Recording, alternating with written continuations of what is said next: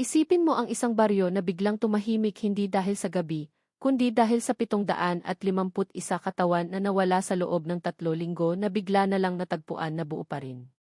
Nakahilera ng maayos sa gitna ng kagubatan na hindi pa napupuntahan ng tao. Walang amoy ng bulok, walang sugat, walang pinsala sa katawan. Para bang natutulog lang sila. Pero ang nangyari pagkatapos niyan ay nagpabago sa buong mundo. Nang akmang babanggitin ng Timsar ang unang bangkay, huminto ang hangin, dumilim ang langit, at sa loob ng ilang segundo may nangyaring imposible. Nagkabuhay ng sabay-sabay ang 751 bangkay. Tapos sabay-sabay silang nagmulat ng mata. Tapos umiyak sila hindi dahil sa sakit, kundi dahil sa takot na hindi maipaliwanag. Ano ang nagpaiyak ng histerikal sa 751 na patay na tao? Ano ang nakita nila sa loob ng 3 linggo sa kabilang buhay? Paano na natiling buo ang kanilang mga katawan? Para bang inaalagaan ng isang hindi nakikitang nilalang. At ang pinaka-nakakatakot, bakit sila bumalik? Para saan? Ito ang kwentong yumanig sa Luzon. Isang kwento tungkol sa mga anghel, impyerno, langit, at isang madilim na mensahe na kailangang iparating sa buong sangkatauhan. Bago pa huli ang lahat, magandang araw po sa inyong lahat. Bago tayo magsimula, huwag kalimutan pindutin ang like at subscribe button at panoorin ang video hanggang dulo. Huwag kalimutan mag-type ng salamat po sa comment section. Sana sa pamamagitan ng pananalangin, ibuhos ni Bathala ang kanyang biyaya at lahat tayo ay makakuha ng awa ng mahal na Jesus sa araw ng paghuhukom. Umulan mula pa madaling araw. Pero walang sinuman ang nag-akala na ang ulan na iyon ang magbubukas ng isang kalamidad na sisira sa loob ng Luzon hanggang sa kaibuturan nito. Maitim ang langit, parang itim na tela na tumatakip sa lahat ng burol at lambak. Ang ilog na karaniwang tahimik ay biglang naging mabangis na alon na umaalingaw na parang gutom na hayop, dinadala ang lahat ng dinaanan nito, lupa, bato, puno, bahay, at maging tao. Ang unang sigaw ay narinig mula sa itaas ng ilog. Boses ng isang ina na tinatawag ang kanyang anak, pero ang boses niya ay nalunod sa ugong ng tubig na bumabali sa gabi. Tumakbo ang mga tao laban sa malakas na ulan, kinakarga ang mga bata, hinihila ang mga matatanda, sumisigaw ng panalangin na walang sinumang nakakarinig. Dumating ang baha ng walang babala, parang dambuhalang kamay na humakot sa buong baryo sa isang dakot ng tubig, bumabangga sa dingding ng bahay, nilalaslas ang bubong, nilulunod ang lahat ng sumubok tumayo at lumaban. Sa gitna ng kaguluhan, 751 residente ang nawala, tinangay ng agos. Isa-isa silang tinangay, nawala sa likod ng mga alon na parang madilim na bibig na lumalamon sa lahat ng inihahandog nito. Walang nakakaalam kung saan dinala ang kanilang mga katawan. Walang nakakaalam kung nakapagdasal ba sila, nakasigaw, o sumuko ng kunin ang tubig ang kanilang hininga. Hanggang bumalik ang katahimikan sa gabi, ang baryo ay naging isang malawak na libingan. Tanging tunog lamang ng umaagos na tubig. Para bang katatapos lang magpista ng ilog. Bakit 751 tao? Bakit napakaraming buhay ang nawala sa isang gabi ng walang bakas? Bakit parang pinili ng tubig ang mga biktima? Ang mga tanong na iyon ay nakabitin sa hangin, umaalingaw sa dibdib ng daan-daang nakaligtas, ngunit nawalan ng lahat. Nakatayo sila sa gitna ng mga guho, nanginginig, yakap ang sarili habang nakatingin sa ilog na parang umaasa na ibabalik nito ang isang tao. Sinuman, kahit isa lang pero walang bumalik. Lumipas ang mga araw pero hindi bumaba ang baha. Para bang ayaw bitawan ng ilog ang kanyang kinuha. Nagtipon ng lakas ang mga residente. Dumating ang timsar mula sa iba't ibang sulok. Pero ang pag-asa ay parang buhangin na patuloy na nalalagas sa kamay. Lumipas ang 3 araw, lumipas ang 5 araw, hanggang isang buong linggo, walang ipinakitang palatandaan ang ilog na ibabalik ang sinumang bangkay. Posible bang ang mga katawan ay nasabit sa ilalim ng lambak? Posible bang nakalibing sila sa loob ng kagubatan o mayroon bang mas madilim na bagay na nagtatago sa kanila sa isang lugar na hindi nakikita? Ang mga sumunod na gabi ay naging mas nakakatakot. Ilang residente ang nagsabing nakarinig sila ng mahinang tinig sa tabi ng ilog na parang may umiiyak. May nagmura na nakita nila ang itim na anino na tumatawid sa tubig, nakatayo ng ilang segundo bago nawala na parang nilamon ng dilim. Anino ba iyon ng biktima o sadyang laro lang ng isip ng mga taong desperado? Walang nakakaalam. Ang alam lang nila ay isang bagay. Ang ilog ay naging isang kakaibang bagay. Para bang may malaking sikreto na hindi pa nasasagot sa likod ng mabilis na agos at lamig ng tubig, at ang sikretong iyon ay dahan-dahang gumagalaw, naghihintay ng tamang oras para lumitaw. Bakit parang may hinihintay ang tubig? Bakit hindi nito ibinalik ang kahit isang bangkay?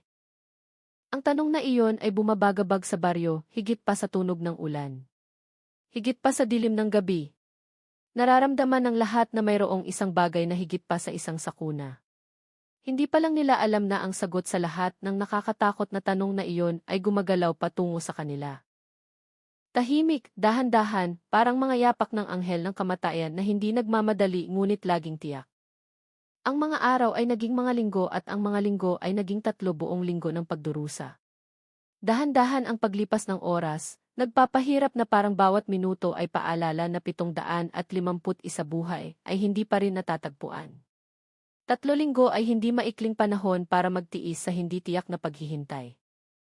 Araw-araw, ang pamilya ng mga biktima ay nakaupo sa tabi ng ilog, nakatingin sa tubig na patuloy na umaagos ng walang awa. Tinatawag nila ang pangalan ng mga anak, asawa, magulang na nawala, ngunit ang kanilang mga boses ay nagbabalik lamang bilang alinggaw na hindi kailanman sinasagot. Ang timsar ay nagtatrabaho maghapon at magdamag. Sinusuyod nila ang ilog hanggang sa kaibuturan, tinutuklas ang kagubatan, sinisiyasat ang mga lambak at bangin.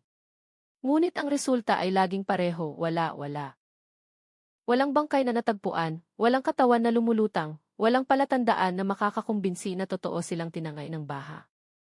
Para bang nilamon sila ng lupa ng buhay nang walang iniiwang bakas.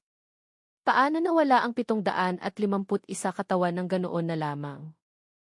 Sa ika-negatibo 10 araw, ilang voluntaryo ang nagsimulang makaramdam na mayroong isang bagay na hindi kapanipaniwala. Sa ika-negatibo 14 na araw, ang mga pari ng baryo ay nagsimulang tawagin ang pangyayaring ito bilang isang malaking pagsubok mula sa langit.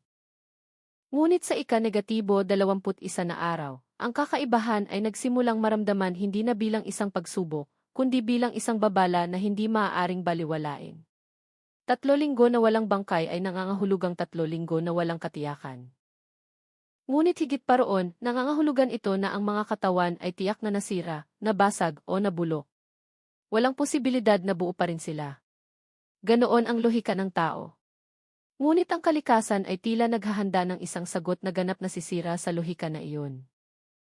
Sa gabi ng ika-negatibo 18, ilang residente na nagbabantay sa tabi ng ilog ang nakarinig ng tunog na parang may naglalakad sa loob ng tubig. Hindi tunog ng agos, hindi tunog ng isda, kundi mga yapak ng tao. May nagsabi na nakarinig sila ng pag-ungol. Mayroon ding nakarinig ng malabong bulong na umuwi. Ngunit nang itutok ang flashlight, wala silang nakita maliban sa itim na tubig na umaagos. Iyon ba ay guni-guni lang ng isang taong nasa ilalim ng stress? O mayroon bang talagang isang taong sumusubok bumalik mula sa isang lugar na hindi kailanman nabanggit sa anumang aklat ng agham? Dumami ang mga tanong, dumalang ang mga sagot. Sa mga bahay, nagsimulang salakayin ng masamang panaginip ang mga nakaligtas. Mayroong napanaginipan na nakita nila ang nawawalang tao na nakatayo sa bintana ng kanilang bahay, habang nakatingin ng walang laman ang mata. Mayroong napanaginipan na may mabalahibong boses na tumatawag sa kanyang pangalan mula sa ilog. May isang lola na nagsabing napanaginipan niya na dinatnan siya ng 751 figura ng tao na nakatayo ng tahimik. Malabo ang kanilang mukha sa hamog. Ang kanilang mga kamay ay nakaunat, humihingi ng tulong. Bakit sabay-sabay dumating ang mga panaginip na iyon? Bakit laging nagmumula sa ilog ang mga boses na iyon? Ito ba ay palatandaan na ang hangganan sa pagitan ng mundo ng buhay at mundo ng patay ay numinipis o nagsisimulang mapunit? Nagsimulang mag-alala ang mga pinuno ng komunidad. Ilan sa kanila ang nakaramdam ng masamang kutob na mayroong isang bagay na gumagalaw sa likod ng dimensyon ng mundong ito. 3 linggo. Sabi ng isang matandang taga-baryo, kung hindi natagpuan ang bangkay sa loob ng 3 linggo, ibig sabihin hindi lang sila nawawala. Mayroong kapangyarihan na nagtatago sa kanila. Totoo ba na mayroong nagtatago sa kanila? Sino? Bakit ang takot ay nagsisimulang maging kawalan ng pag-asa? Ang simbahan ay dinumog ng mga taong nagdarasal nang nanginginig ang boses. Nagsimulang matakot ang mga bata kapag dumating ang gabi. Maging ang ilog na sa ngayon ay pinagmula ng buhay, ay naging simbolo ng kamatayan na naghihintay ng kanyang oras upang ihayag ang kanyang misteryo. Ngunit sa ika-negatibo 21 na araw, isang nakakagulat na balita ang biglang lumitaw.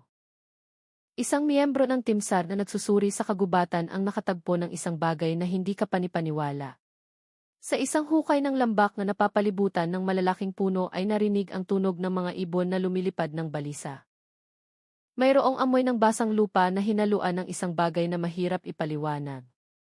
Hindi amoy ng bulok, hindi amoy ng bangkay, kundi amoy na hindi alam kung bakit nakakapagpatindig ng balahibo. Tapos nakita niya. Nakita niya ang isang bagay na nagpahina sa buong katawan niya.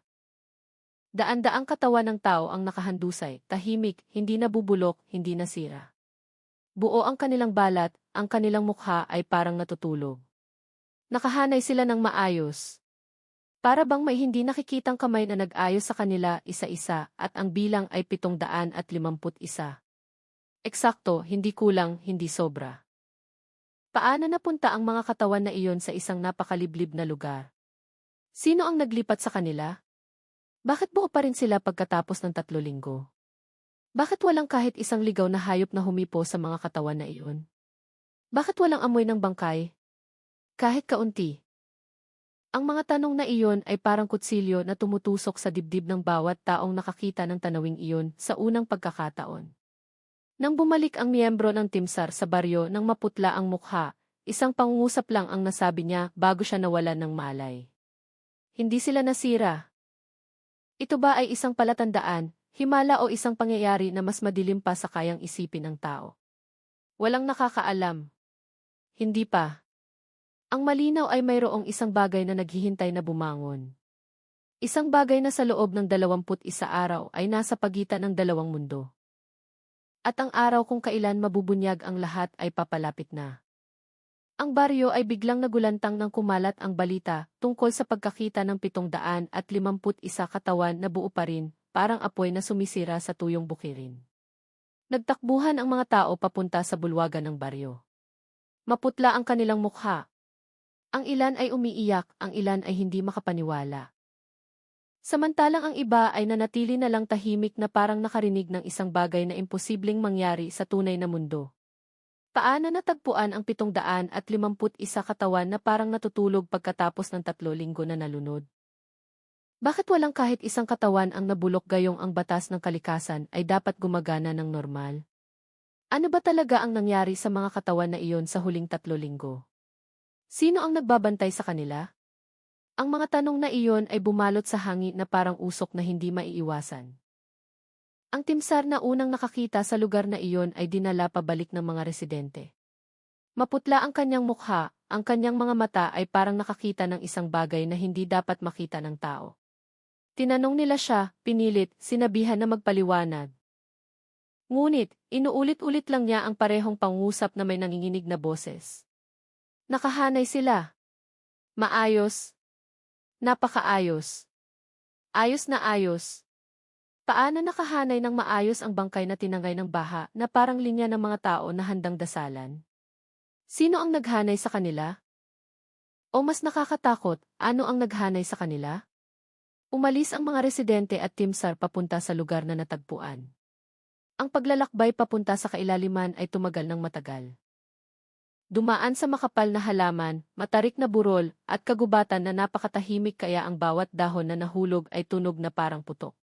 Habang papalalim sila, lalong lumakas ang pakiramdam na mayroong nanonood mula sa likod ng mga puno. Mabigat ang hangin at parang may dalang mga bulong na hindi malinaw. Takot lang ba nila iyon o mayroong talagang sumusunod?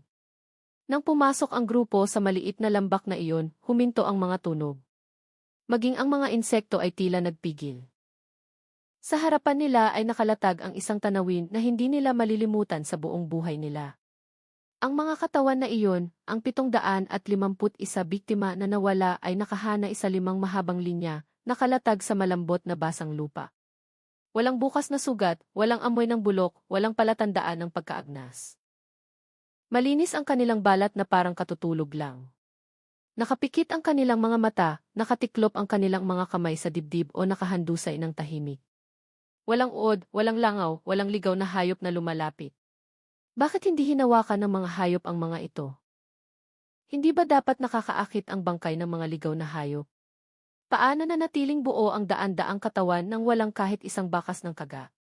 At ang pinaka nakakatakot, paano nakapunta ang mga katawan na iyon sa lugar na ito? Ang lugar na iyon ay malayo sa daloy ng baha. Imposible para sa agos ng ilog na dalhin ang daan-daang katawan hanggang sa lugar na iyon.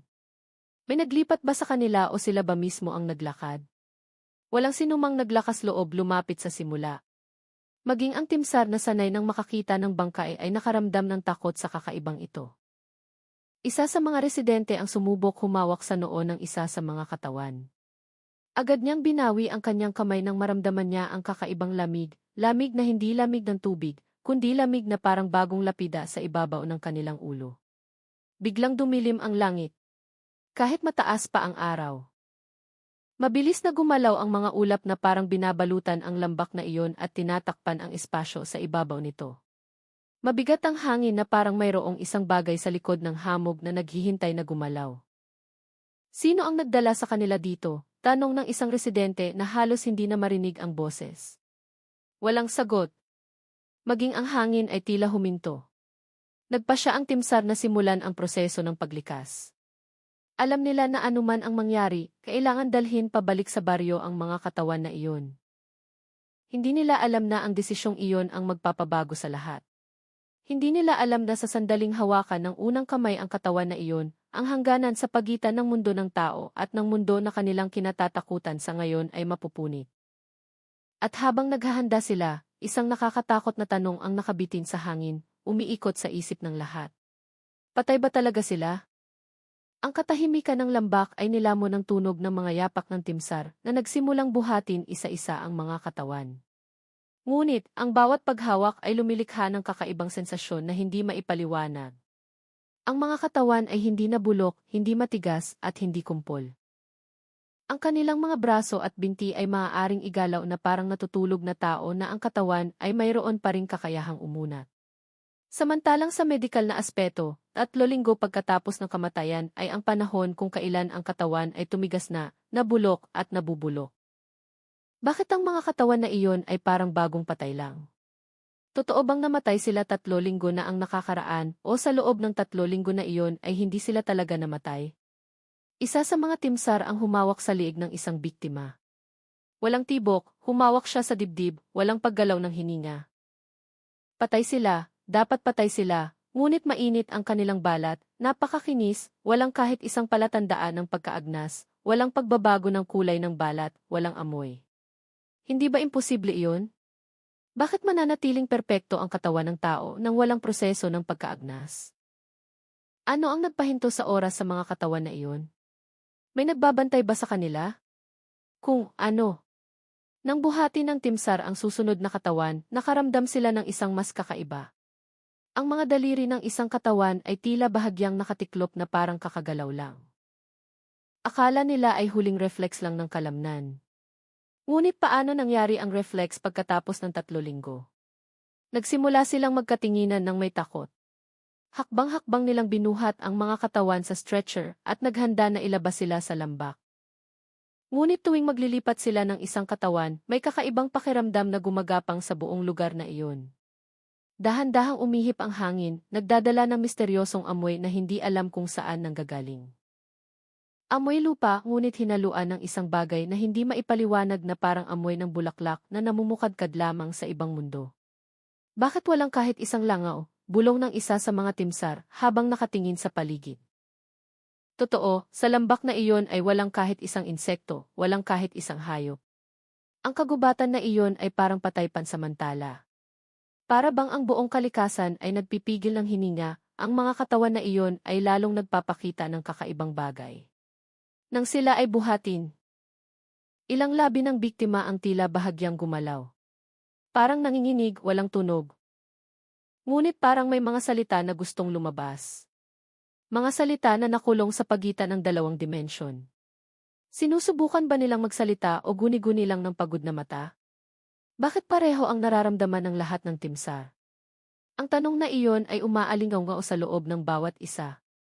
Isa sa mga timsar ang lumapit sa tainga ng isang biktima dahil pakiramdam niya ay nakarinig siya ng bulong. Ngunit nang lumapit siya, huminto ang paggalaw ng labi. Nag-iiwan ng kilabot na gumapang hanggang sa buto. Lalo pang dumilim ang langit kahit hindi pa hapon. Nagkumpul-kumpul ang mga ulap na parang malaking buhawi sa mismong itaas ng 751 katawan na iyon.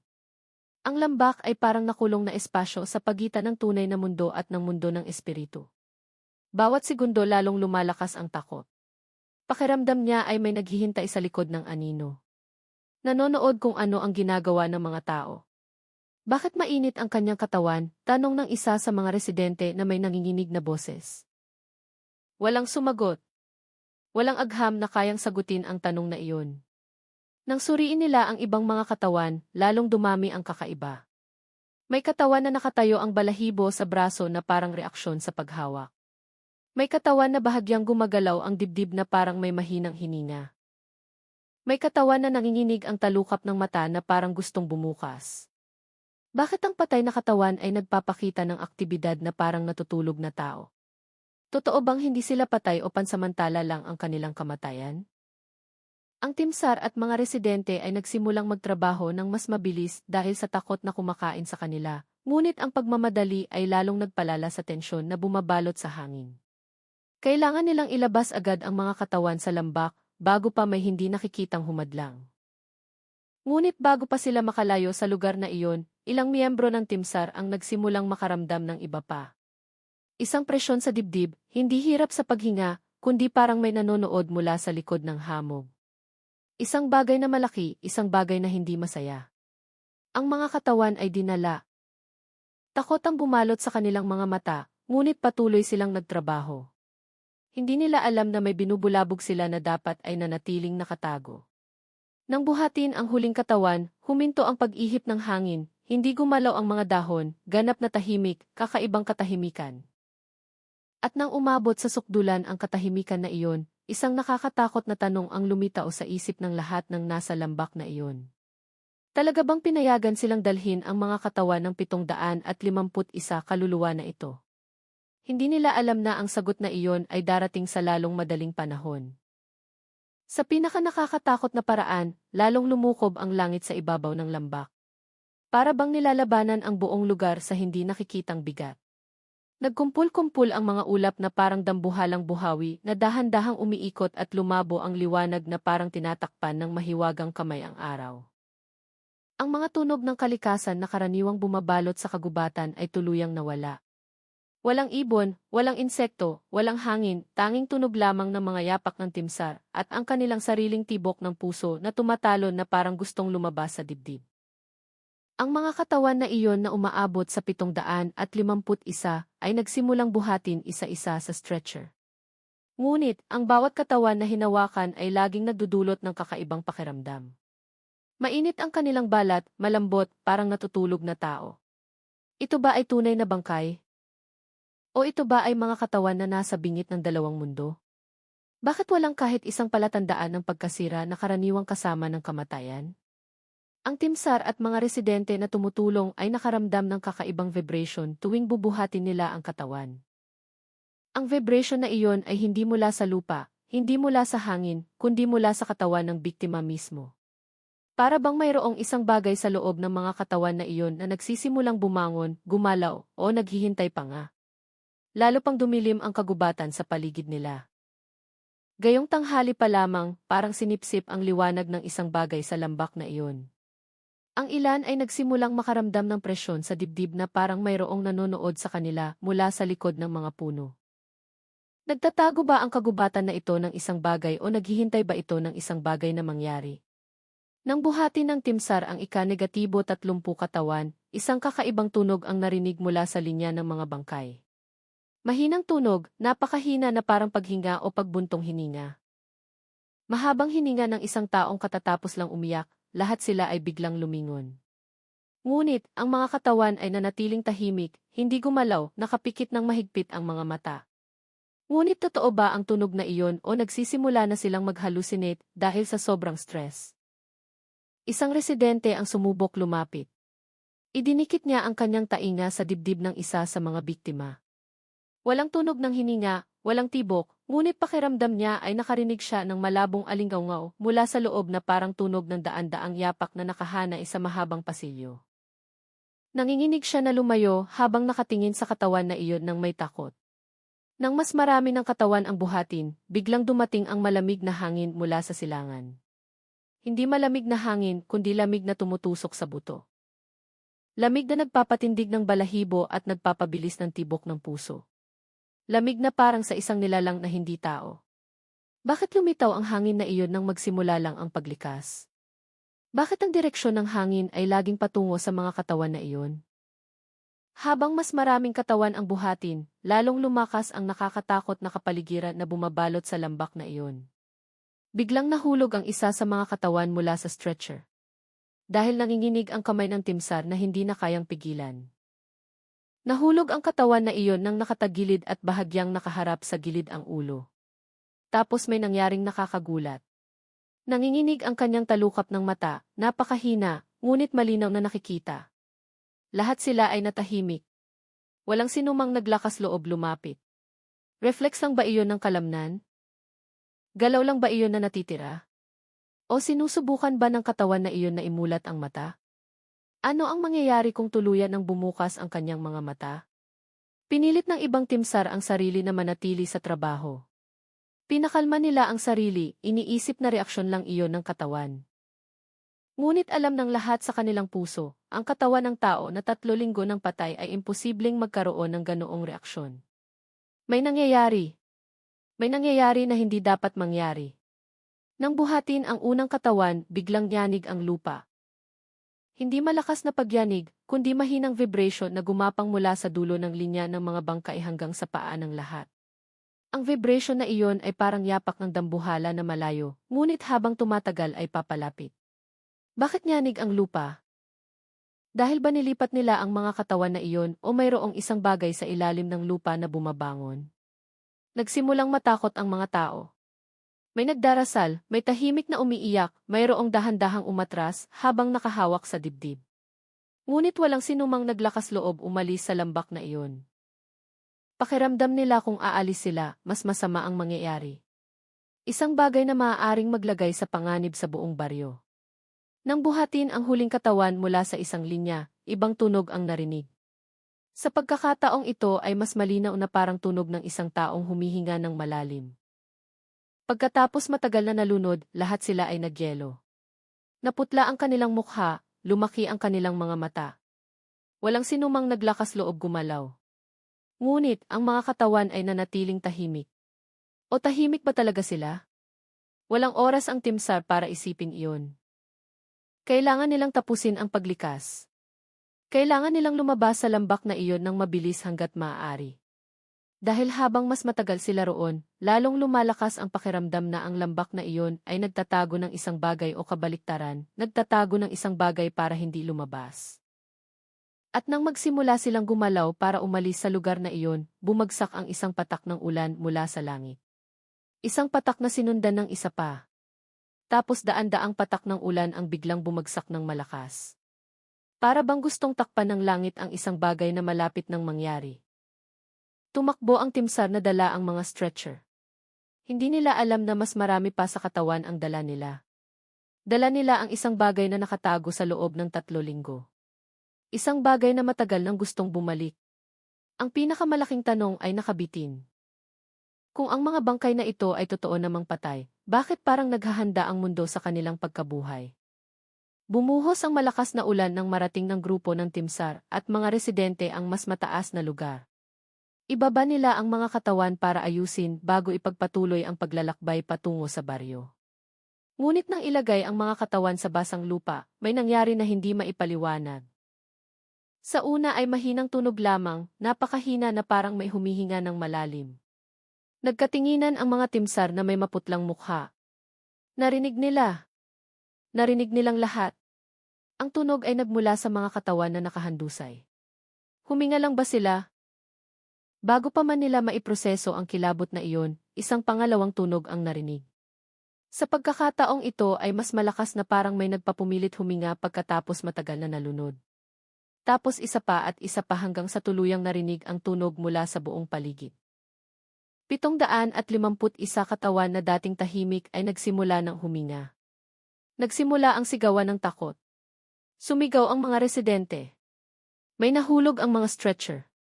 May sumubok tumakas ngunit nadulas dahil madulas ang lupa. Maging ang mga sanay na timsar ay umatras nang nanginginig ang mga paa. Hindi kayang takpan ng malakas na ulan ang mga tunog ng paghinga na iyon. Mabigat, putol-putol, basa ang paghinga, parang paghinga ng taong bagong hila mula sa tubig. Dahan-dahang gumalaw ang mga katawan, napakadahan-dahan. Pumilipit ang kanilang mga daliri, humawak ang kanilang mga palad sa basang lupa. Bahagyang umangat ang kanilang mga braso, mabilis na umakyat baba ang kanilang dibdib. Paano posible? Paano makakahinga muli ang isang patay? Paano makakagalaw muli ang isang malamig na katawan? Tapos may nangyaring pinaka-nakakatakot. Nagbukas ang kanilang mga mata. 1, 2, 20, 100, 751 pares ng mata ang sabay-sabay na nagbukas sa gitna ng bumubuhos na ulan. Mga mata na hindi pula o puting maputla tulad ng karaniwan sa patay, kundi mga mata na buhay, mga mata na puno ng takot, mga mata na nagpapakita ng trauma, matinding takot, takot sa isang bagay na hindi nila malilimutan at sila ay umiyak. Lumabas ang luha sa kanilang pisngi. Ang kanilang mga iyak ay pumutok, umaalingaw sa buong lugar na parang sigaw mula sa ibang mundo. Walang tunog na mas nakakatakot kaysa sa iyak ng 751 tao na kakabalik lang mula sa kamatayan. Nabulaga, natigilan ang timsar, hindi makagalaw. Ang ilang residente ay lumuhod, umiiyak, nagdarasal. Mayroon ding tumakip ng tainga dahil hindi kayang marinig ang iyak na iyon. Ang iyak na iyon ay hindi iyak ng ginhawa, hindi iyak ng kaligayahan, iyon ay iyak ng takot, takot na hindi maipaliwanag ng anumang salita. Ano ang nakita nila doon? Ano ang nagpaiyak sa kanila ng ganoon? Bakit sila bumalik ng may matinding takot? Dahan-dahang nagsimulang umupo ang mga katawan na parang may bumabangon mula sa mahabang bangungot. Nanginginig ang kanilang mga kamay, nanginginig ang kanilang mga labi. Tumingin sila sa paligid ng may takot na parang may hinahanap o nagpapatunay na ang kinatatakutan nila ay hindi sumunod sa kanila sa mundong ito. Tapos sumigaw ang isa sa kanila, nanginginig ang boses, puno ng sakit.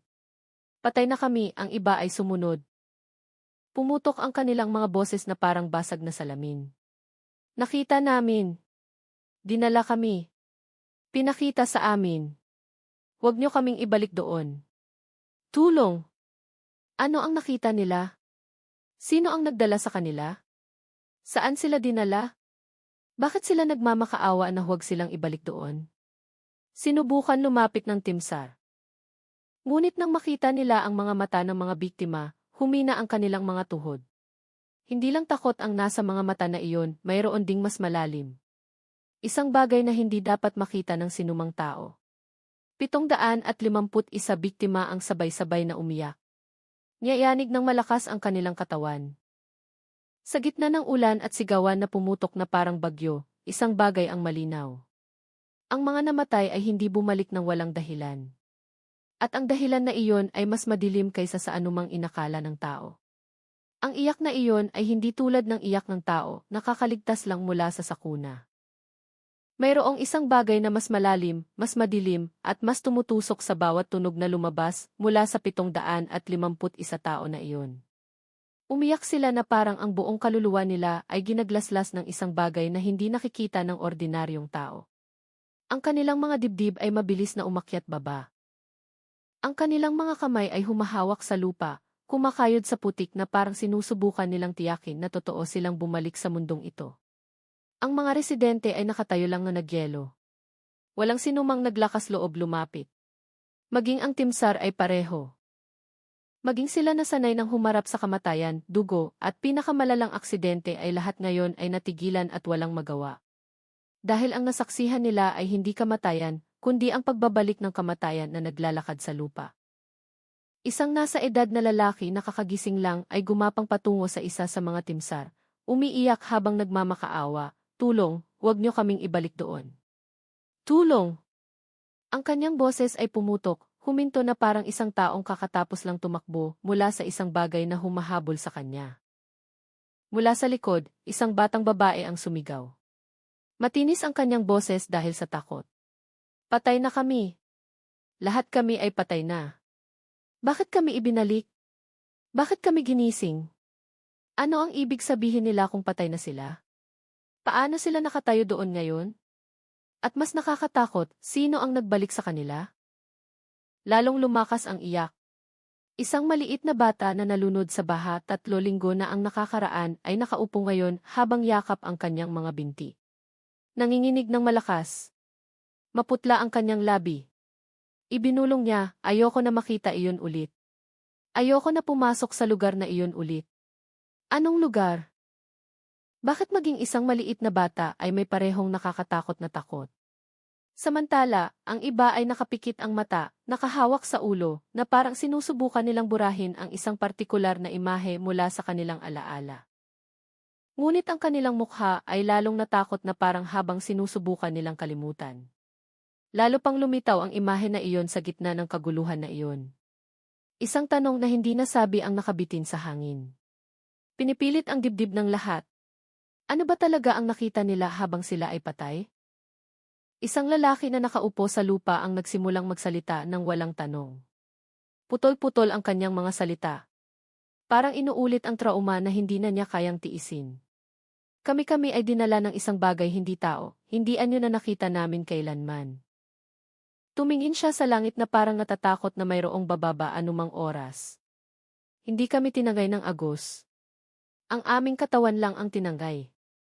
Pero ang aming kaluluwa ay dinala pinalitan ng takot. Yumuko siya, niyakap ang sarili. Nakita namin ang isang lugar na madilim. Sobrang dilim, sobrang init, sobrang sigawan. Ang iyak ng dose-dose ng iba pa ay sumunod sa kanyang mga salita. Parang nakita nilang lahat ang parehong bagay, isang katotohanan ang nagsimulang lumitaw. Nakakatakot, ngunit hindi mapipigilan. 751 tao ang umiiyak dahil nakita nila ang isang bagay na hindi dapat makita ng tao. At anuman ang nakita nila ay hindi lang sila tinakot sa kamatayan, kundi takot na mabuhay muli. Ang kapaligiran ay lalong naging nakakatakot nang sabay-sabay na magsalita ang mga biktima. Para bang lahat ng nakakatakot na alaala na dala nila mula sa kabilang buhay ay sumabog ng sabay-sabay.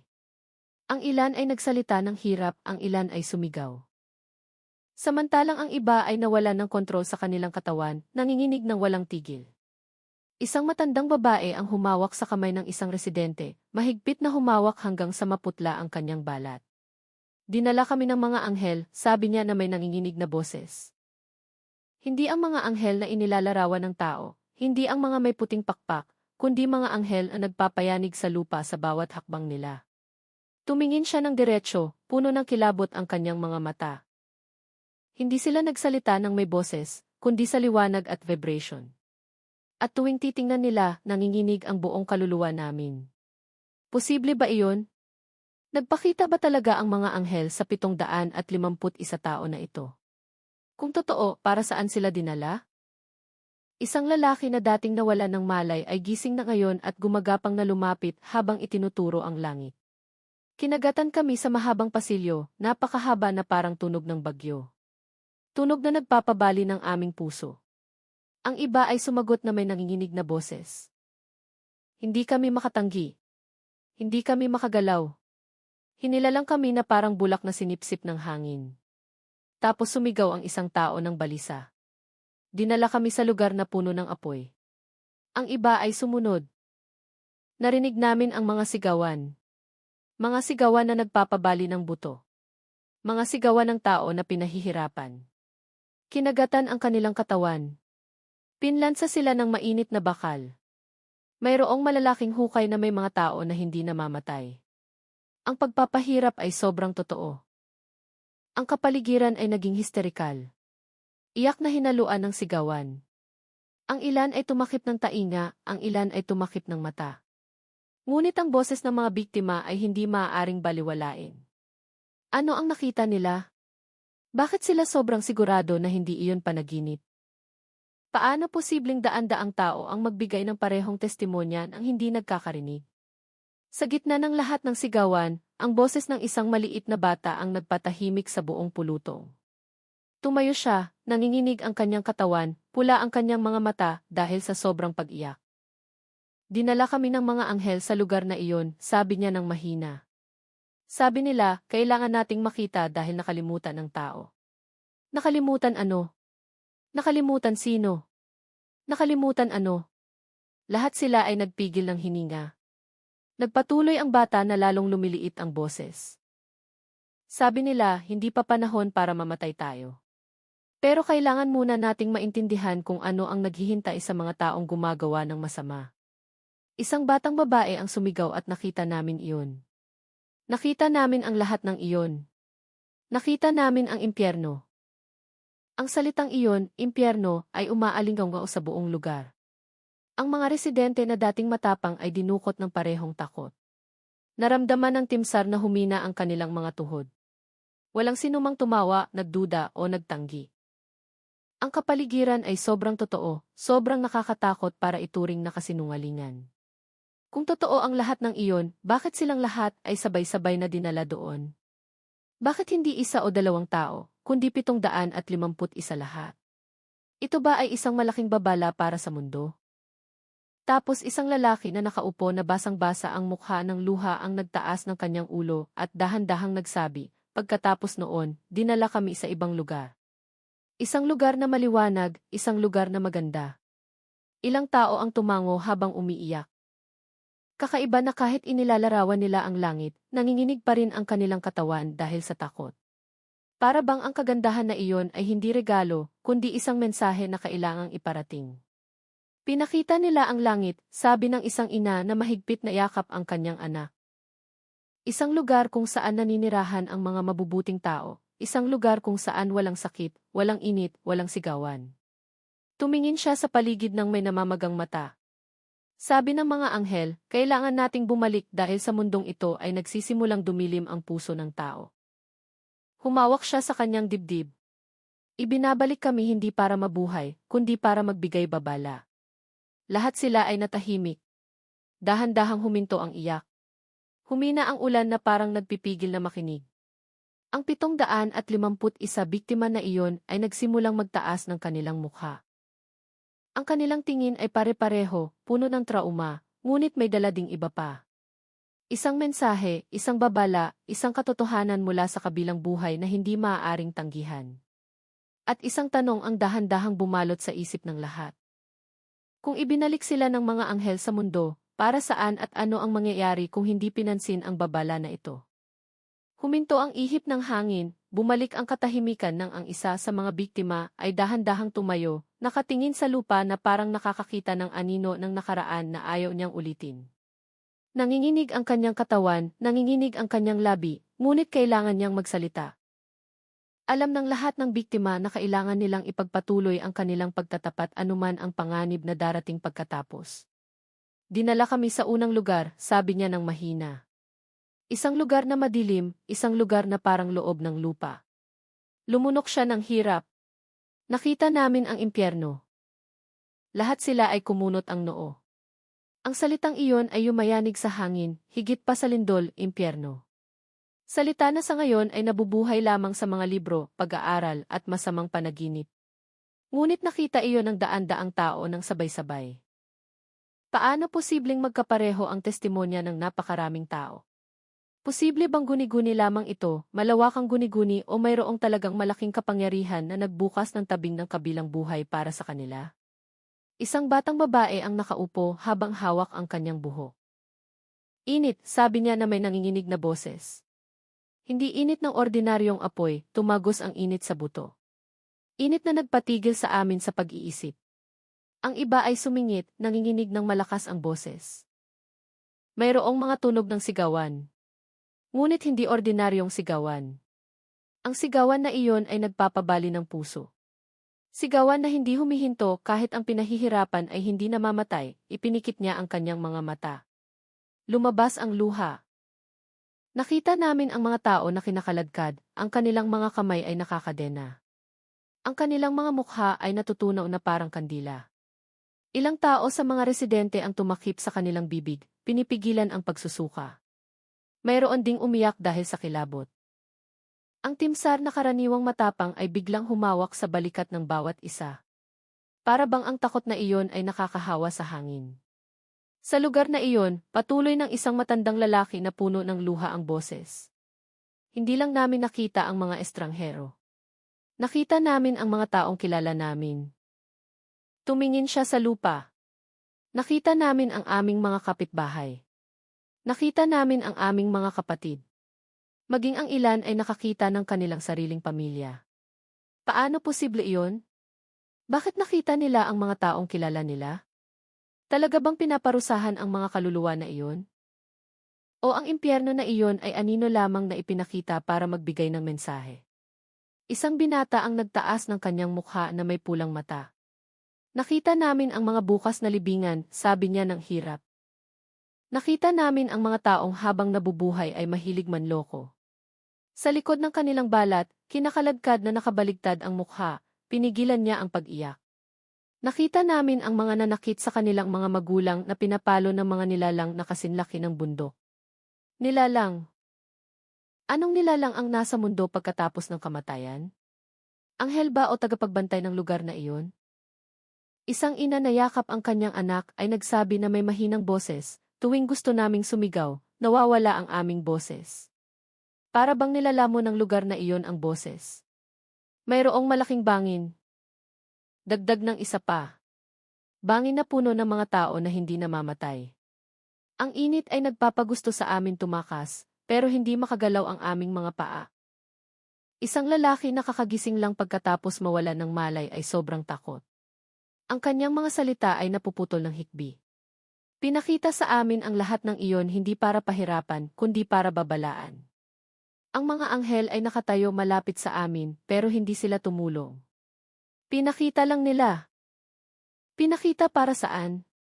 Bakit 751 kaluluwa ang pinilit na masaksihan ang impyerno? Sobra na ba ang mundo sa kabutihan?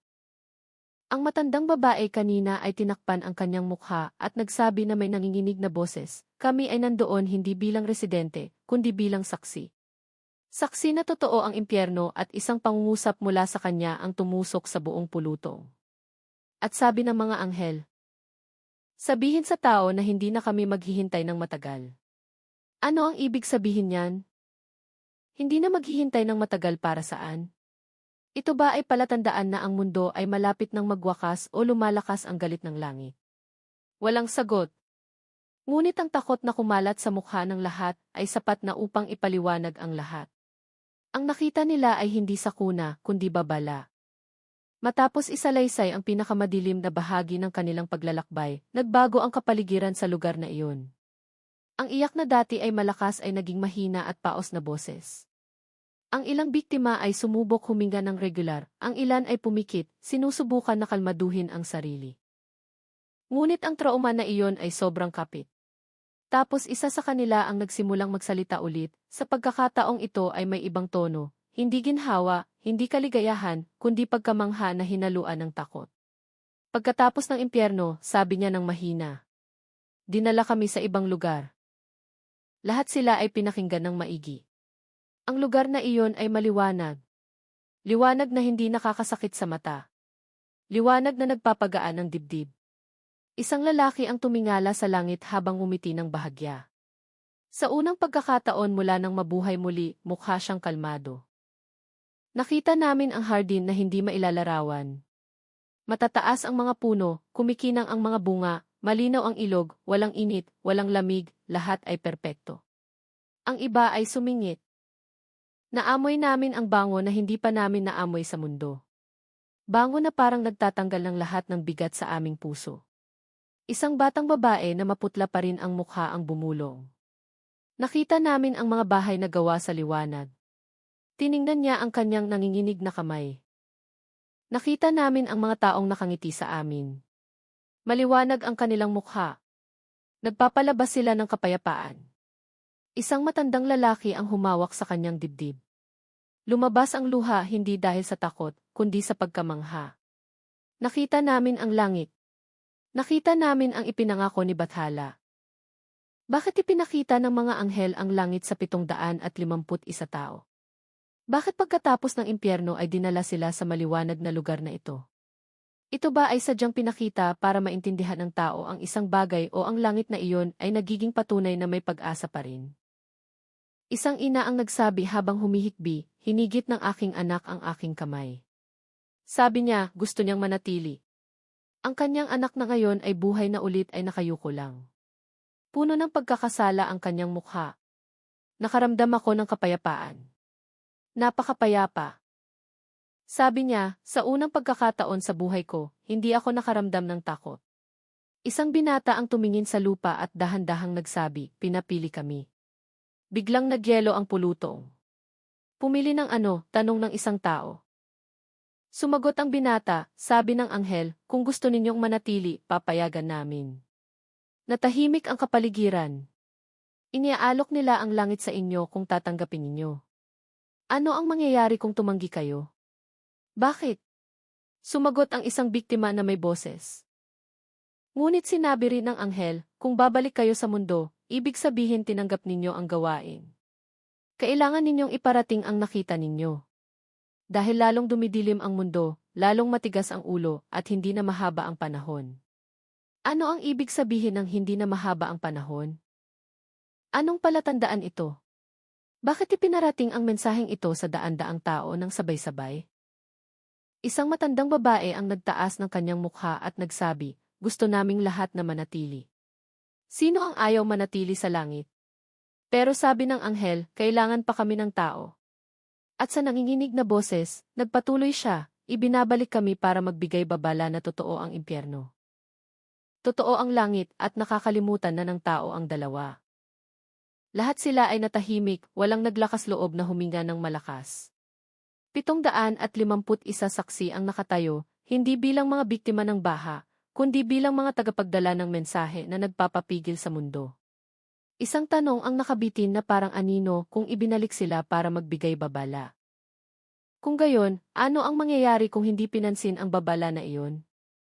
Katahimikan ang bumalot sa buong lugar nang magsimulang ilarawan ng mga biktima ang nangyari pagkatapos nilang makita ang impyerno at langit. Walang laman ang kanilang mga tingin ngunit puno ng lalim. Para bang may pinapasan silang mas mabigat pa sa karanasan ng kamatayan. Nagkatinginan sila at pagkatapos ay sa mga residente na nagtipon na parang naghahanap ng lakas para isalaysay ang huling bahagi ng kanilang paglalakbay. Isang lalaki na mukhang pinakapagod ang nagsimulang magsalita. Pagkatapos naming makita ang langit, pagkatapos naming maramdaman ang kapayapaan na hindi pa namin naranasan sa mundo. Akala namin ay tapos na ang lahat. Akala namin iyon na ang katapusan ng aming paglalakbay. Lumunok siya ng hirap. Nangingilid ang luha sa kanyang mga mata. Ngunit biglang lumabo ang liwanag na iyon. Parang nahati ang langit. At mula sa loob ng liwanag na iyon ay lumitaw ang isang figura na nagpagalaw sa buong kaluluwa namin. Punong anghel, bulong ng isang babae sa tabi niya. Tumango ang lalaki. Ang anghel na hindi namin makita ang mukha, sobrang liwanag, sobrang laki. Liwanag na nagpapalabas ng takot at paggalang na hindi maipaliwanag. Naging tensyonado ang kapaligiran. Alam ng lahat ng nag-aral tungkol sa kabilang buhay na ang ganoong pagpapakita ay hindi biro.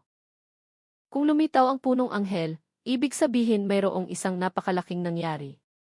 Pero ano? Ang matandang babae na dating mukhang kalmado ay biglang umiyak ng mahina.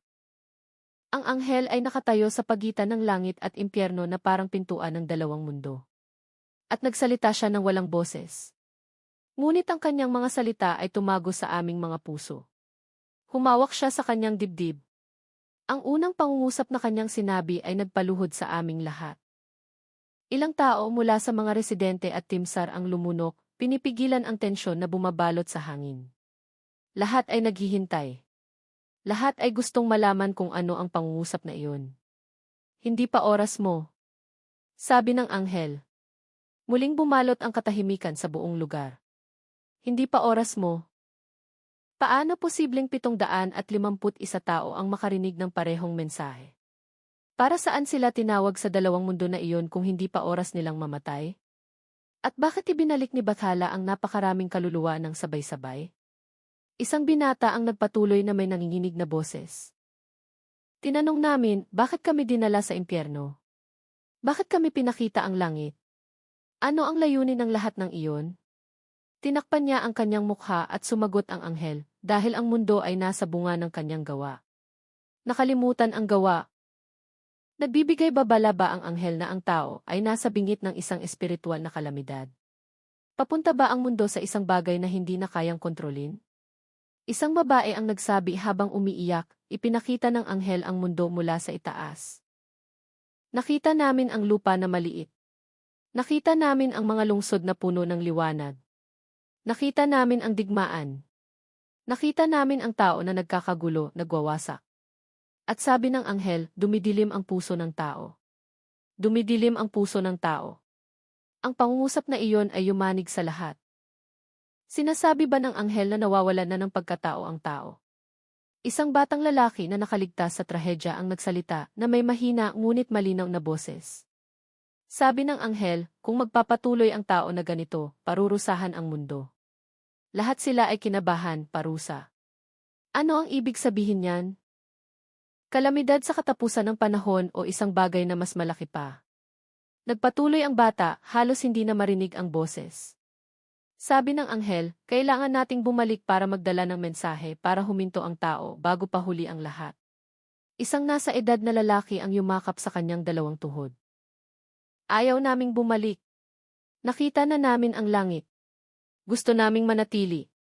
Pumayag ang mukha ng ibang biktima. Gusto nilang manatili sa lugar ng liwanag na iyon, malayo sa sakit ng mundo. Ngunit sabi ng anghel, nanginginig siya, kung mananatili kayo, mawawala ng saksi ang mundo. Kailangan ng mundo ng saksi. Para saan? Para saan kailangan ng tao ang saksi mula sa ibang mundo? Ito ba ay palatandaan na ang tao ay sinusubukan ng sama-sama? Ang matandang babae na naging tagapagsalita nang hindi sinasadya ay tinapos ang kanyang kwento sa matalas na pangungusap, ibinabalik kami dahil kailangan pumili ng tao bago pa maisara ang pintuan. Ang pangungusap na iyon ay nakabitin sa hangin na parang madilim na ulap na hindi gumagalaw. Alam ng lahat na mayroong isang malaking bagay na papalapit. Ngunit, walang sinumang nakakaalam kung kailan o paano. Nang simula ng mga biktima na ilarawan kung paano sila bumalik sa kanilang katawan, lalong lumapot ang tensyonadong kapaligiran. Para bang may manipis na hamog na gumagapang sa pagitan nila, nagdadala ng kakaibang lamig sa balat ng bawat taong naroroon. Isang ina na namumugto pa rin ang mga mata dahil sa sobrang pag-iyak ang nagsimulang magkwento. Pagkatapos magbigay ng utos ng anghel na iyon, namatay ang lahat ng liwanag sa paligid namin, tumigas ang kanyang lalamunan, lumabo ang langit, nawala ang impyerno at nahulog kami sa dilim na hindi maipaliwanag. Ang binata na dating umiiyak ay nagdagdag, wala na kaming katawan. Kami ay parang hangin, parang usok. Gumagalaw kami, hindi alam kung hinihila o itinutulak. Nahulog kami. Nahulog ng napakabilis. Para bang bumabalik sa pasilyo na pinanggalingan namin. Pasilyo. Anong pasilyo? Iyon ba ay isang espasyo sa pagitan ng mga mundo o isang uri ng pintuan ng anghel? Isang matabang babae ang pumikit, inaalala, mayroong tunog. Hindi tunog ng tao, hindi tunog ng demonyo, kundi tunog na nagpaparamdam na parang hinuhugot ang buong kaluluwa. Niyakap niya ang sarili. Ang tunog na iyon ay nagsabi, bumalik. Iparating. Ang matandang lalaki na dating kalmado ay nanginginig ng malakas. Nahulog kami ng napakabilis hanggang biglang dumilim ang lahat. Madilim na parang butas na walang ilalim. At sa gitna ng dilim na iyon, nagsimula kaming makarinig ng isang bagay. Ano iyon? Ano ang narinig nila? Tunog ng anghel o tunog ng kanilang katawan na sumusubok na mabuhay muli? Ang aming sariling boses, sagot ng lalaki sa hindi nasabing tanong. Narinig namin ang tunog ng aming sariling iyak, tunog ng aming paghinga, tunog ng aming katawan sa mundo. Isang babae ang nanginginig at pagkatapos naramdaman namin ang aming katawan na parang nakakandado muli ang aming mga buto.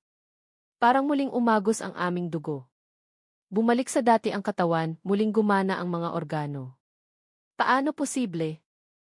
Ang maliit na bata na nakaupo sa paanan ng kanyang ina ay bumulong, naalala ko, mabigat, madilim, malamig ang aking katawan, ngunit biglang may pumasok na parang liwanag sa aking dibdib. Isang timsar ang lumunok. Liwanag! Tumango ang bata, parang puting liwanag ang pumasok sa aking dibdib at bigla akong nakahinga. Sumingit ang isa pang biktima.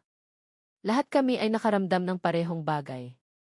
Pumasok ang liwanag sa aming katawan at nang mangyari iyon, ang buong katawan namin ay parang nasunog mula sa loob. Hindi sakit kundi matinding init. Tapos sabay-sabay silang nagsabi, halos sabay-sabay, at kami ay nagising. Ngunit ang pinaka-nakakakilabot na bahagi ay ang pagpapatuloy ng pangungusap na iyon. Nagising kami hindi ng tahimik. Nagising kami habang umiiyak. Nagising kami nang may takot na hindi kailanman nawala. Nagising kami na dala pa rin ang anino ng impyerno. Nagising kami na dala ang utos ng anghel. Isang tao ang nagtanong na may mahinang boses. Anong utos? Sumagot ang matandang babae na may nanginginig na boses. Babalaan ang tao na papalapit na ang huling pintuan. Lahat sila ay nagyelo. Naputol ang kanilang hininga. Parang tumahimik din ang mundo na nakikinig kung ano ang ibig sabihin ng huling pintuan. Simbolo ba iyon o isang darating na katotohanan? At ang pinaka-nakakatakot, kung mismong ang anghel ang nag-utos, maiiwasan pa ba ng tao? Matapos ihayag ng lahat ng biktima kung paano sila bumalik sa kanilang katawan, naging napakatahimik ng kapaligiran na maging ang tunog ng tibok ng puso ay malinaw na naririnig. 751 tao ang nakaupo o nakatayo na nanginginig ang katawan. Basang-basa pa rin ang ulan, nakakulong pa rin sa pagitan ng mundo ng tao at ng mga natitirang anino mula sa mundong kakalabas lang nila. Walang sinumang nagsalita. Lahat ay naghihintay. Alam nilang hindi pa tapos ang kwento. Ang binata na dating maraming umiyak ay nakatayo ngayon. Ang kanyang pulang mata ay nakatingin sa libu-libong pares ng mata na naghihintay. Lahat kami ay nakita ang parehong bagay, sabi niya ng mahina ngunit malinaw. Boses na parang inakyat ng ibang kapangyarihan, hindi lang ang ilan, hindi lang dose-dose ng tao, kundi lahat ng 751 sa amin ay nakita ang parehong bagay. Lahat sila ay nagpigil ng hininga. Bakit ganoon? Paano posibleng magkaroon ng magkakaparehong karanasan ang daan-daang tao? Sino ang nagpapunta sa kanila sa parehong bagay? Ito ba ay nagkataon lamang o isang mensahe na sadyang binuo? Nagpatuloy ang lalaki, bawat segundo sa impyerno, bawat liwanag mula sa langit, bawat hakbang ng anghel, bawat salita na tumagos sa aming puso ay magkapareho. Tiningnan niya ang lupa. Alam namin dahil lang magkamalay kami, nagkatinginan kami at sinabi namin ang parehong pangungusap. Nakita na namin. Muling nagsalita ang matandang babae. Hindi kami nagkasundo. Hindi kami nagplano. Hindi pa nga kami nakapag-usap bago kami sabay-sabay umiyak. Ngunit tuwing magbubukas kami ng bibig, magkapareho ang nilalaman ng aming kwento. Isang ina ang tumingin sa kanyang anak na lalaki na buhay na ngayon. Ano ang palatandaan nito, na ang mensahe ay hindi lang para sa kanila, kundi para sa ating lahat? Para sa mundo, nagsimulang mag-alala ang mga residente. Ang ilan ay nagkumot, ang ilan ay nakatingin sa lupa na may namumugtong mata. Maging ang mga pinuno ng baryo na kilala sa kanilang katatagan sa buong buhay nila ay maputla na ngayon. Kung pareho ang testimonya ng 751 tao, ito ba ay personal na karanasan pa rin o isang kolektibong pahayag? Isang binata na nanginginig pa rin ang katawan ang nagsabi na may nanginginig na boses, hindi kami bayani. Hindi kami banal, mayroon din kaming kasalanan. Ngunit pinili kami ng anghel hindi dahil kami ang pinakamahusay. Tiningnan niya ang mga residente isa-isa. Pinili kami dahil kami ay salamin ng ordinaryong tao. Salamin? Salamin para saan? Para ipakita kung ano ang naghihintay sa likod ng gawa ng tao. Biglang tumayo ang isang maliit na bata. Totoo ang kanyang boses, ngunit niyanig ang buong pulutong. Bumalik kami para malaman ng mga tao na totoo ang impyerno at totoo ang langit. Isang maliit na bata, imposible na gumawa siya ng isang bagay na napakakomplikado. Imposible na pekehin niya ang takot na naninirahan sa kanyang mga mata. Isang batang babae ang nagdagdag, sabi ng anghel, lalong dumidilim ang mundo, lalong matigas ang puso ng tao, lalong dumadami ang kasinungalingan, pang-aapi, inggit, kapalaluan. Tinakpan niya ang kanyang mukha at sabi ng anghel, kung hindi magbabago ang tao, naghihintay ang lugar na iyon sa kanila.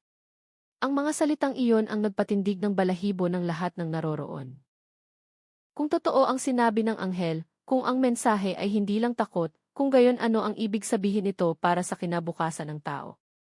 Ano ang mangyayari sa mundo kung hindi pinansin ang mensahe na iyon? Darating ba ang malaking kalamidad? Ito ba ang simula? Nagkatinginan ang mga biktima, nagpapatunay ng isang bagay. Nandito kami hindi para mabuhay muli. Nandito kami para maging huling saksi. Nagsisimulang lumubog ang araw, ngunit ang kapaligiran ay parang papalapit na ang gabi. Makapal na ulap ang nakabitin sa ibabaw ng baryo, hindi gumagalaw. Para bang may hinihintay. Ang mga biktima ay dahan-dahang dinala sa sentro ng baryo para gamutin. Ngunit ang kakaiba ay, kahit mahina ang kanilang katawan, hindi sila nagpapakita ng anumang palatandaan ng malalang sugat. Normal ang tibok ng kanilang puso. Matatag ang temperatura ng katawan, walang palatandaan ng hypothermia o pinsala sa katawan dahil sa 3 linggo na nalunod. Paano posible? Nakakuha din ba ang kanilang katawan ng isang bagay maliban sa pagbabalik ng kanilang kaluluwa? Mayroon bang ibang kapangyarihan na nagbabantay sa kanilang pisikal na anyo? Nalilito ang mga medikal na tauhan. Lahat ng resulta ng pagsusuri ay normal, mas malusog pa nga kaysa sa karamihan ng mga residente ng baryo. Perpekto ang ritmo ng pagtibok ng kanilang puso, malinis ang kanilang baga, matatag ang presyon ng dugo, walang kahit isang palatandaan ng pisikal na trauma. Imposible ito, bulong ng isang doktor na voluntaryo. Imposible para sa agham, ngunit hindi imposible para sa isang bagay na nagmula sa ibang mundo. Ang mga biktima ay nagbago din sa kanilang ugali. Mas kalmado sila, mas malumanay. Puno ng lalim ang kanilang mga mata na hindi maipaliwanag. Hindi na sila nagsasalita ng may mataas na tono. Wala nang galit, wala nang reklamo sa mundo. Para bang nakita nila ang isang bagay na nagtanggal ng lahat ng pagkauhaw ng tao. Ngunit ang pagbabago na ito ang lalong nagpatakot sa mga residente. Hindi na sila tulad ng ordinaryong tao. May kakaibang aura, isang mabigat ngunit banal na aura na bumabalot sa kanila. Ano ang ibig sabihin ng pagbabagong ito? Mayroon na ba silang dala na hindi mula sa lupa? O ito ba ay bahagi ng kanilang gawain bilang saksi? Dumating ang gabi, hindi natulog ang baryo. Lahat ay nagtipon sa simbahan, kapilya, bulwagan ng baryo. Ayaw nilang humiwalay sa liwanag ng ilaw, ayaw nilang mag-isa, ayaw nilang salubungin ng dilim dahil hindi pa nawawala ang takot. Takot na maaaring mayroong sumunod sa mga biktima mula sa ibang mundo. Sa hating gabi, nang nagsimulang huminahon ang lahat, narinig ang tunog ng adhan mula sa simbahan. Ngunit kakaiba, ang tunog na iyon ay hindi mula sa loudspeaker. Ang tunog na iyon ay nagmula sa itaas, hindi alam kung saan. Tunog na hindi tulad ng tunog ng tao. Tunog na napakalalim, napakatagos, napakapagpapayanig sa dibdib. Lahat sila ay nagising. Ang mga biktima ay sabay-sabay na umiyak ng walang dahilan. Natigilan ang mga residente. Nagkatinginan ang mga timsar. Sino ang nag-adhan na iyon? Bakit ang tunog nito ay hindi nagmula sa isang tunay na lugar? Ito ba ay palatandaan o isang karagdagang babala? Nang huminto ang tunog ng adhan, isang nakakatakot na katahimikan ang bumalot sa baryo. Ang matandang babae na naging pangunahing karakter sa mga biktima ay dahan-dahang nagsabi, hindi pa ito tapos. Lahat sila ay lumingon sa kanya. Sa nanginginig ngunit malinaw na boses, sinabi niya, nang kami ay ibinalik, sinabi ng anghel, hindi kayo ang huli. Magkakaroon pa ng maraming palatandaan. Maraming palatandaan? Anong palatandaan? Ang trahedya ba sa Luzon ay simula pa lamang? May mas malaking pangyayari ba na naghihintay? Isang lalaki ang nagdagdag, binabalaan ng anghel, kung hindi magbabago ang tao, kung mananatiling matigas ang puso, kung gayon ang kalamidad ay hindi na lang baha. Ang salitang kalamidad ay nagpatindig ng balahibo sa buong baryo.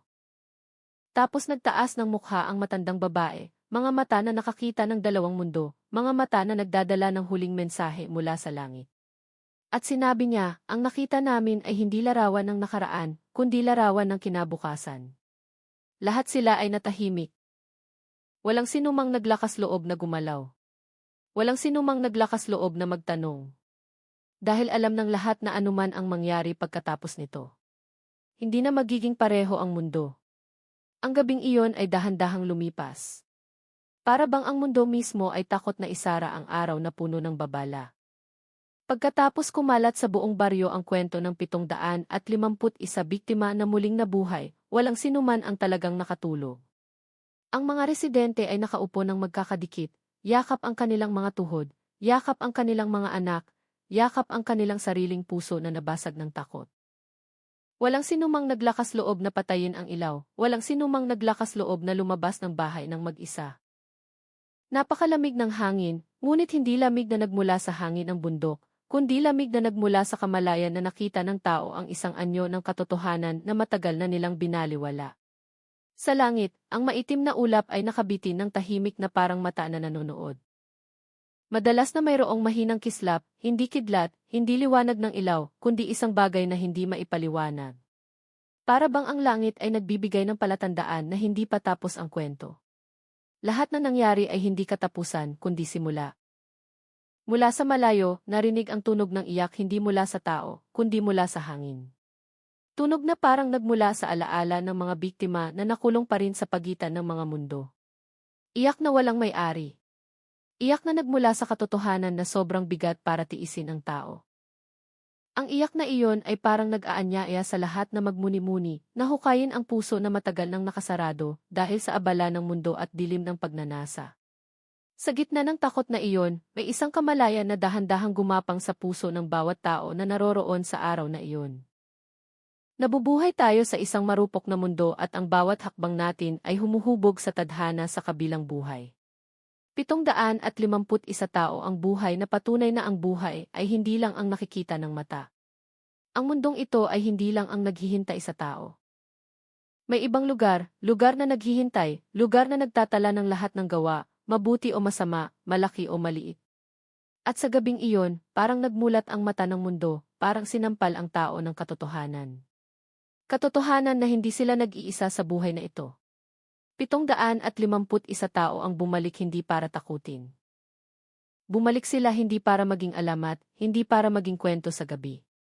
Bumalik sila na may sugat na hindi nakikita ng mata, ngunit sobrang nararamdaman ng puso. Bumalik sila na dala ang mensahe na hindi matatawaran. Kailangan magbago ang tao. Marami sa mga biktima ang nagsabi na pinakita sa kanila ng anghel ang impyerno hindi para parusahan, kundi para paalalahanan. Ipinakita sa kanila ang pagpapahirap para lang maintindihan nila kung gaano kabigat ang parusa para sa mga mapagmataas, mayabang, mapaghiganti, malupit at pabaya.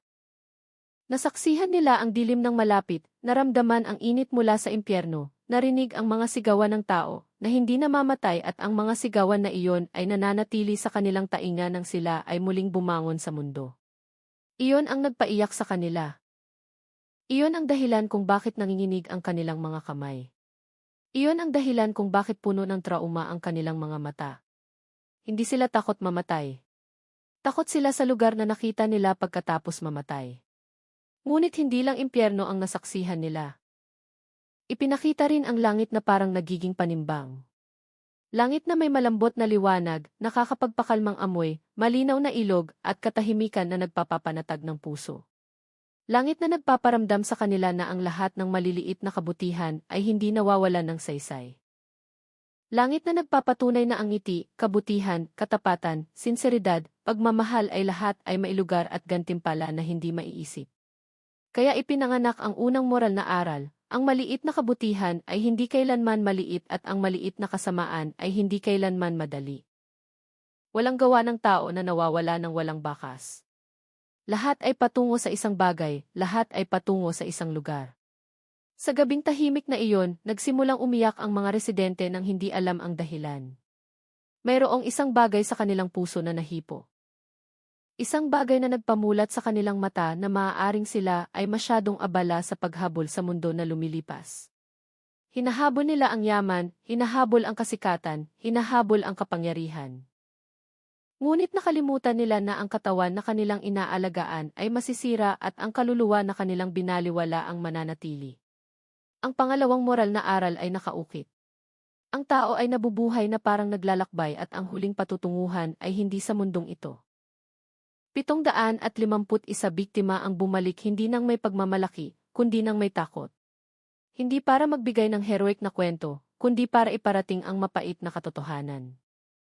Sabi nila na pinakiusapan sila ng anghel na paalalahanan ang tao na ang mundo ngayon ay puno ng pagkamuhi, na lalong dumidilim ang puso ng tao, na ang kasalanan ay itinuturing na ordinaryo, na ang paglabag ay itinuturing na libangan, na ang kasamaan ay itinuturing na tagumpay, na halos nakakalimutan na ng tao si Bathala, at ang kanilang pinakamalaking takot ay hindi sa impyerno mismo, kundi na ang mga taong mahal nila ay pupunta doon.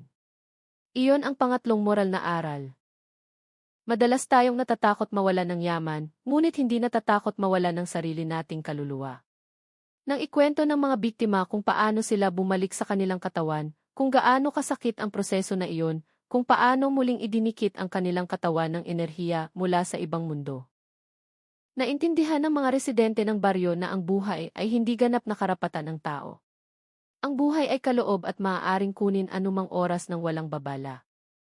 Maging kapag nararamdaman nating malusog, kapag nararamdaman nating malakas, kapag nararamdaman nating makapangyarihan, hindi tayo higit pa sa isang butil ng alikabok sa malawak na mundong ito. At 751 kaluluwa ang nagpatunay na maaaring kumuha si Bathala at maaaring magbalik si Bathala. Maaaring bumawi si Bathala at maaaring magbigay buhay si Bathala.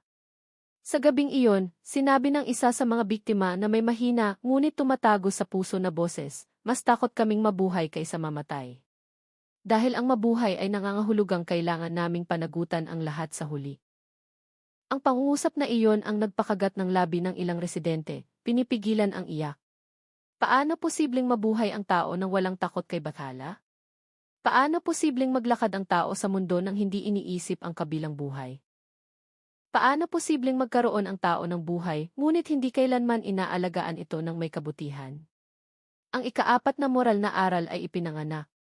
Ang buhay ay hindi regalo kundi pagsubok. Lahat ng nangyari, baha, pagkawala ng 751 kaluluwa. Pagkakita ng mga katawan na hindi nabulok, pagbabalik nila sa mundo. Ang kanilang testimonya tungkol sa mga anghel, impyerno at langit ay hindi aksidente. Lahat ay malaking palatandaan. Isang bagay na bihirang mangyari sa buong kasaysayan ng tao. Isang matinding babala na nagsisimulang mawala ng direksyon ang mundong ito. Na malayo na ang tao kay Bathala. Na maraming abala sa paghabol sa mundo, ngunit nakalimutan ang paghabol sa kapatawaran. Na maraming naghahabol sa kasiyahan, ngunit nakalimutan ang paghabol sa kabutihan. Kaya ang ikalimang moral na aral ay ang pinaka-nakakatakot. Kung hindi magbabago ang tao, kung gayon ang susunod na kalamidad ay hindi na magbibigay ng pangalawang pagkakataon. 751 kaluluwa ang bumalik dahil lang sa inutusan silang maghatid ng mensahe. Ngunit ang ibang tao ay maaaring hindi makakuha ng parehong pagkakataon. Lalo pang lumakas ang tunog ng hangin sa gabi. Para bang nagdadala ng alinggaw ng huling mensahe mula sa kabilang buhay. Lumiliit ang pintuan ng oras, lalong lumalayo ang hakbang ng tao, at hindi mananatiling tahimik ang langit magpakailanman. At ang huling moral na aral na yumanig sa kaluluwa ay ito. Kung ang babala na kasingtindi nito ay hindi makapagpabago sa tao. Kung gayon, ano pa ang makapagpapamulat sa kanila? Sa gabing iyon, naging napakaliit ng mundo at naging napakawala ng laman ang puso ng tao. Handa na punuin muli ng liwanag o handa na malunod sa dilim. Maraming salamat sa lahat ng pumindot ng like at subscribe button. Naway gantimpalaan kayo ni Bathala ng perpektong kalusugan, mahabang buhay na puno ng biyaya, at saganang yaman na walang tigil.